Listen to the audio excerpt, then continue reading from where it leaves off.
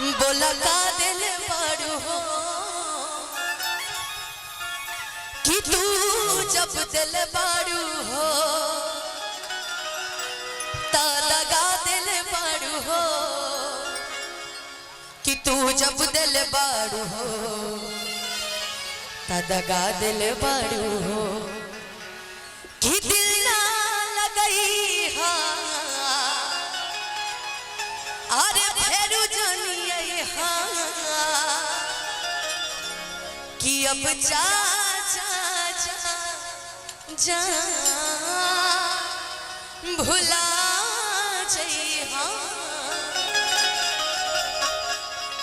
ये सारे गाने सुनाने की कोशिश करूंगी पूरे के पूरे जितने भी आपके फरमाइशी हैं गाने। अभी हाल फिलहाल में मैंने गाना गाया है कि पार्लर में जाइए ब्यूटी बढ़ाई ले लइकन से खर्चा हम करवाई ले कि बाबी बनारस के पन भइलू कि बाबी बनारस के पन भइलू कि कता ना लइकन के जान भइलू और गोरी लागत कि अब के सयान भइलू।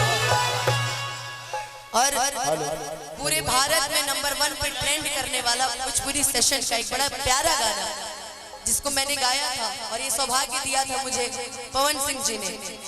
आइला हा बारात करे कि हमसे बात करे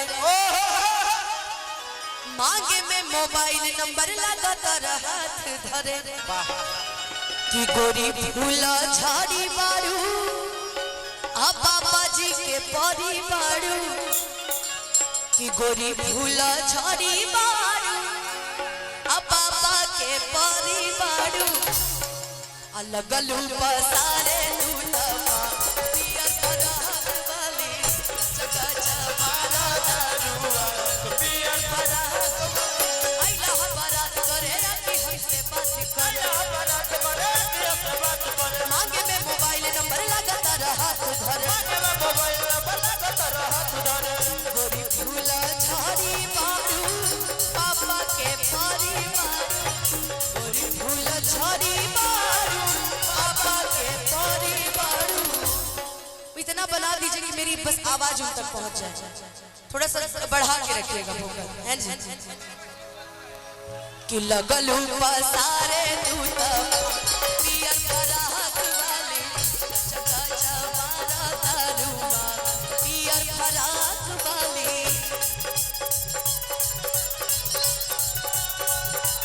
लगाता कभी ही दीवाना हो फोटो के चुगल रे कि मान ले ले पिया हमके बहती कि मान ले ले पिया हमके बहती अब गली देखावे अगर बहती पगली देखावे अगर बहती काचा काचा मारा दारुआ कटिया मारा कवाली काचा काचा मारा दारुआ जितेंद्र भैया की तरफ से बहुत बहुत आशीर्वाद पुरस्कार चाहूंगी कि प्यार हमेशा बना रहे। इधर आओ जरा टकराओ तो देखिएगा लड़कियों के टकराने का तरीका। तुम दोनों पहले आपस में टकराओ फिर हम बताते हैं। चलो आओ कि गलती से ये जान टकरा ले खत्म हो जाए तो चलो चलो तो टकरा जाए दोनों जनी कि गलती से ये कौन टकराहट है जी? ऐसे कौन टकराता है भाई?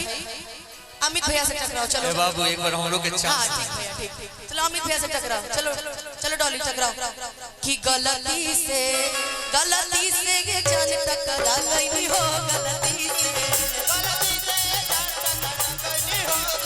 गलती से ये जान टकरा गई हो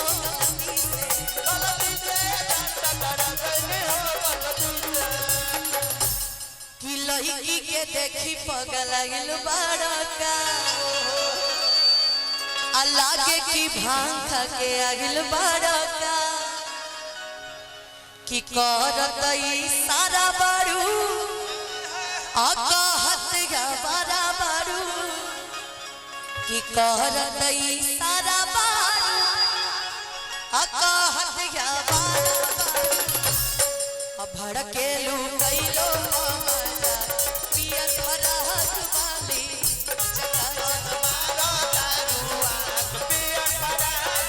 कितना दिन से एगो लड़की के कितना दिन से एगो लड़की के रही फेरा में हो रही फेरा में हो सोचते रही आई लव यू को सोचते रही आई लव यू को तले दोसर ले बाबू तले दोसर ले बाबू कितना दिन से एगो लड़की के रही फेरा में हो रही फेरा में हो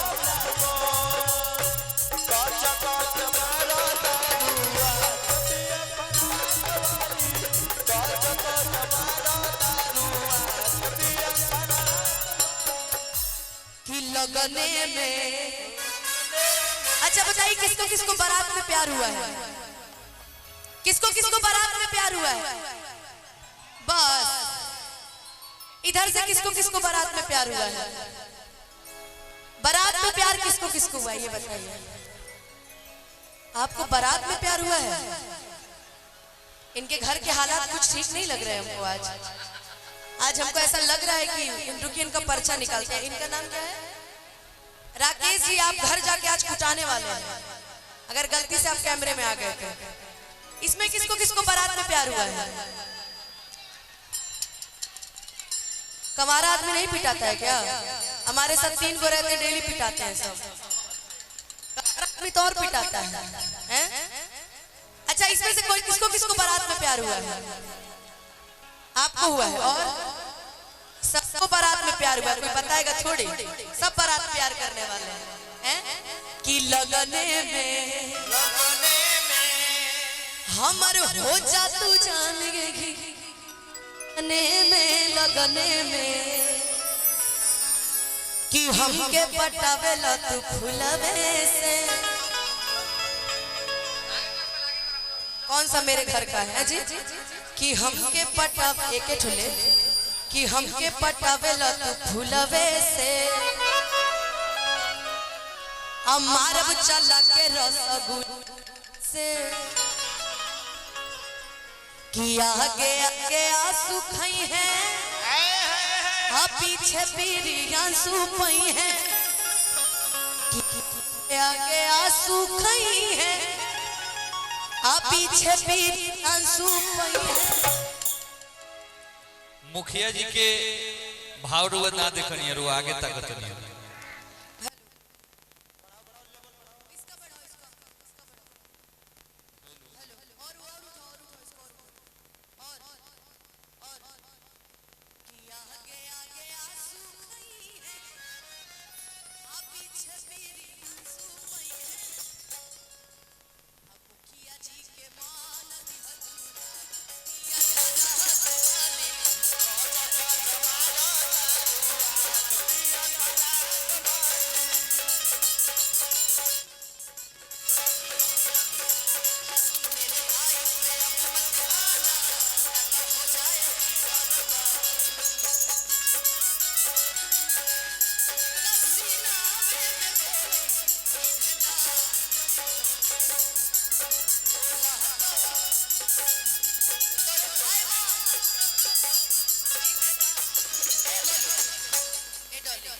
कि बोला